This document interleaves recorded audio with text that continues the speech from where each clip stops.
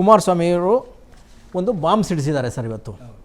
ಈ SIR ಇದೆಯಲ್ಲ, ಇದು ಏನೋ ಒಂದು ಛತ್ರದಲ್ಲಿ ಸೇರಿಸ್ಕೊಂಡು ಎಲ್ಲ ಮಾಡ್ತಾ ಇದ್ದಾರೆ, ಬಾಂಗ್ಲಾ ವಲಸಿಗರು ತಗೊಂಬಂದು ವೋಟರ್ ಲಿಸ್ಟ್ ರೆಡಿ ಮಾಡ್ತಾ ಇದ್ದಾರೆ ಅಂತ ಕುಮಾರಸ್ವಾಮಿ ಬಾಂಬ್ ಸಿಡಿಸಿದ್ದಾರೆ. ಈ ಮಧ್ಯೆ ವಿಶೇಷ ಏನು ಅಂತ ಹೇಳಿದ್ರೆ, BJPನವ್ರಿಗೆ ಇದು ಲಾಭ ಆಗುತ್ತೆ ಅಂತ ಇಡೀ ದೇಶದಲ್ಲಿ ಮನೆ ಮಾತಾಗಿದೆ ಈ ಸುದ್ದಿ. ಈ ಮಧ್ಯೆ BJPಗೆ ಭಯ ಶುರುವಾಗಿದೆ ಇಲ್ಲಿ. ಯಾಕೆ ಅಂತ ಹೇಳಿದ್ರೆ, DK ನಮ್ಮ SIR ಅಸ್ತ್ರವನ್ನು ತಿರುಗಿ ನಮಗೆ ಬಿಟ್ಬಿಡ್ತಾರಾ ಅಂತ ಕಿತ್ಕೊಂಡು, SIR ಅಸ್ತ್ರವನ್ನು ಕಿತ್ಕೊಂಡು ನಮಗೆ ವಾಪಸ್ ಬಿಡ್ತಾರಾ ಅನ್ನೋ ಭಯ ಶುರುವಾಗಿದೆ. ಯಾಕೆ ನೆನ್ನೆ ಪ್ರಹ್ಲಾದ್ ಜೋಶಿ ಅವರು ಮಾತಾಡಿದ್ದಾರೆ ಅಂತ ಅನಿಸ್ತಾ ಇದೆ ನಂಗೆ. ನೆನ್ನೆ ಮೊನ್ನೆ ಬೊಮ್ಮಾಯಿಯವರು ಮಾತಾಡಿದ್ರು, SIRನ ಇವರು ಉಲ್ಟಾ ಮಾಡ್ತಾ ಇದ್ದಾರೆ ಅಂತ ಮಾತಾಡ್ತಿದ್ದಾರೆ. CT ರವಿ ಅವರು ಮಾತಾಡ್ತಾ ಇದ್ದಾರೆ, ಭಾಸ್ಕರ್ ರಾವ್ ಅವರು ಮಾತಾಡ್ತಾ ಇದ್ದಾರೆ. ಏನಾಗುತ್ತೆ ಅಂತ ಅಂದರೆ ಸರ್, ರೂಲಿಂಗ್ ಪಾರ್ಟಿ ಇರ್ತದೆ, ಲೋಕಲ್ MLA ಇರ್ತಾನೆ, MLAಗಳು ಬಹುತ್ ಜಾಸ್ತಿ ಇವ್ರ ಕಡೆಯವರು ಇರ್ತಾರೆ. ಆ MLAಯ ಮಾತನ್ನು ಮೀರುವ ಸ್ಥಿತಿಯಲ್ಲಿ BLOಗಳು ಇರಲ್ಲ. ಆ ಬ್ಲಾಕ್ ಎಲೆಕ್ಟ್ರಲ್ ಆಫೀಸರ್ ಏನು ಹೇಳ್ತಾರಲ್ಲ ಹಂಗೆ ಕೇಳ್ತಾ ಇರ್ತಾರೆ. ಹಾಗಾಗಿ ಏನು ಮಾಡ್ತಾರೆ, DK ಶಿವಕುಮಾರ್ ಮತ್ತು DK, BK ಮತ್ತು ಈಗ ಜೊತೆಗೆ ಸೇರಿದ್ರೆ PK, ಇವ್ರು 3 ಜನ ಆಲ್ರೆಡಿ ವಾರ್ನ್ ಮಾಡಿಬಿಟ್ಟಿದ್ದಾರೆ.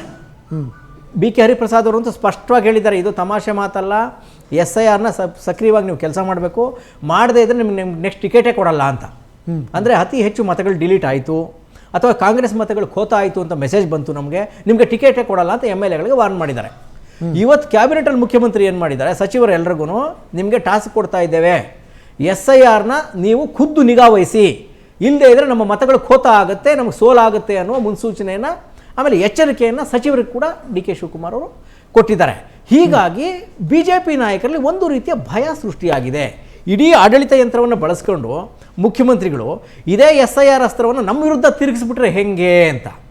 ಅದಕ್ಕೆ CT ರವಿ ಓಪನ್ ಆಗಿ ಹೇಳ್ತಾ ಇದ್ದಾರೆ, ನಮ್ಮ ಕಾನ್ಸ್ಟಿಟ್ಯೂನ್ಸಿ ಹತ್ರ ಚಿಕ್ಕಮಗಳೂರಲ್ಲಿ 6,000 ಮತಗಳನ್ನು ಏನೋ ಎಡವಟ್ಟು ಮಾಡುವ ಲಕ್ಷಣಗಳು ಕಾಣ್ತಾ ಇದೆ ಅಂತ CT ರವಿ ಆರೋಪ ಮಾಡಿದ್ದಾರೆ. ಒಟ್ಟಾರೆಯಾಗಿ ಹೇಳಬೇಕು ಅಂತ ಹೇಳಿದ್ರೆ ಸರ್, ಇಡೀ ಈಗ ಅವತ್ತೇನು ಮಾಡಿದ್ರು, MLC ಎಲೆಕ್ಷನಲ್ಲಿ BJP ಮತ್ತು JDSನ MLAಗಳನ್ನು ವೋಟ್ ಪೌಚಿಂಗ್ ಮಾಡಿಬಿಟ್ರು.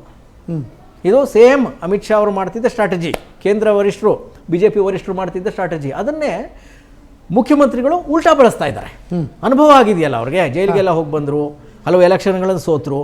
ಈ ಅನುಭವವನ್ನು ಅವರು ಬಳಸ್ಕೊತಾ ಇದ್ದಾರೆ. ಈಗ ಅವರದ್ದೇ ಅಸ್ತ್ರಗಳನ್ನು ಬಳಸಿ ಈಗ ಹೇಗೆ ಗೆಲ್ಲೋದು ಅಂತ ಯೋಚನೆ ಮಾಡ್ತಾ ಇದ್ದಾರೆ ಅಂತ ಭಯ BJP ಪಾಳ್ಯದಲ್ಲಿ ಶುರುವಾಗಿದೆ. ಓಕೆ ನಾಗರಾಜ್ ಸರ್, ಇದು ಈ ಬಾಂಗ್ಲಾದೇಶದವರು ಮಗದೊಂದು ಈ ವಿಚಾರದಲ್ಲಿ ತುಂಬ ಕಾಂಪ್ಲಿಕೇಟ್ ಆಗ್ತಾ ಹೋಗ್ತಾ ಇದೆಯಾ ಸರ್? ಅಲ್ಲ ಅನ್ಸುತ್ತೆ, ಕುಮಾರಸ್ವಾಮಿಯವರ ಸ್ಟೈಲೇ ಅದು ಸರ್. ಅದೇ ಕುಮಾರಸ್ವಾಮಿಯವರು ಕರ್ನಾಟಕದ ಚತುರ ಅಂತ ನಾವು ಯಾಕೆ ಹೇಳ್ತೀವಿ ಅಂತ ಹೇಳಿದ್ರೆ, ಅವರು ತಮ್ಮ ಒಂದು ಮಾತಿಂದ ಈಗ ಯಾರೋ ಹಿರಿಯೂರು ಸುಧಾಕರ್ ತೀರ್ಕೊಂಡ್ರು, ಕುಮಾರಸ್ವಾಮಿಯವರು ಒಂದೇ ಒಂದು ಮಾತು ಹೇಳಿದ್ರು ಸರ್. ಒಂದೇ ಮಾತು ಅವ್ರು ಹೇಳಿದ್ದು, ಹೆಬ್ಬೆಟ್ ಹೊತ್ಸ್ಕೊಳ್ಳೋಕ್ಕೆ ಅಂತ. ಆಸ್ತಿ ಪ್ರಾಪರ್ಟಿಗಳು ಎಲ್ಲ ಇದೆ, ವ್ಯವಹಾರ ಇದೆ, ಏನೋ ಬಿಸ್ನೆಸ್ ಇದೆ, ಹಾಗಾಗಿ ಹೆಬ್ಬೆಟ್ ಹೊತ್ಸ್ಕೊಳ್ಳೋಕ್ಕೆ ಅಂತ ಇಟ್ಕೊಂಡಿದ್ದಾರಾ ಅಂತ ಹೇಳ್ಬಿಟ್ರು.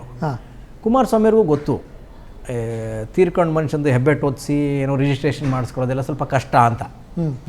ಒಂದು ಹೇಳೋದೇನಂತ ಹೇಳಿದ್ರೆ, ಈಗ ಕಾಸಿರೋರಿಗೆ, ಪವರ್ ಇರೋರಿಗೆ ಸಬ್ ರಿಜಿಸ್ಟ್ರಾರ್ ಆಫೀಸ್ ಸಿಸ್ಟಮ್ ಸಮೇತ ಅವ್ನ ಮನೆ ಬಾಗಿಲಿಗೆ ಹೋಗಿ ಮಾಡಿಸ್ಕೊಂಬಂದ್ಬಿಡ್ತದೆ, ಬೇರೆ ಪ್ರಶ್ನೆ. ಆದರೆ ಅದು ಪ್ರಾಕ್ಟಿಕಲ್ ಅಲ್ಲ ಅಂತ. ಅಂದರೆ ಸತ್ತೋನ್ಗೆ ಯಾರೋ ಸುಧಾಕರ್ ಅವರು ತೀರ್ಕೊಂಡಿದ್ರು ಕೂಡ ಅವ್ರು ಹೆಬ್ಬೆಟ್ಟನ್ನು ಒತ್ತಿಸಿ ಇನ್ನೊಂದೇನೋ ಮಾಡಿಬಿಟ್ರು ಅನ್ನೋದು ಪ್ರಾಕ್ಟಿಕಲ್ ಅಲ್ಲ. ಆದರೂ ಕುಮಾರಸ್ವಾಮಿಯವರು ಆ ಮಾತನ್ನು ಹೇಳ್ತಾರೆ.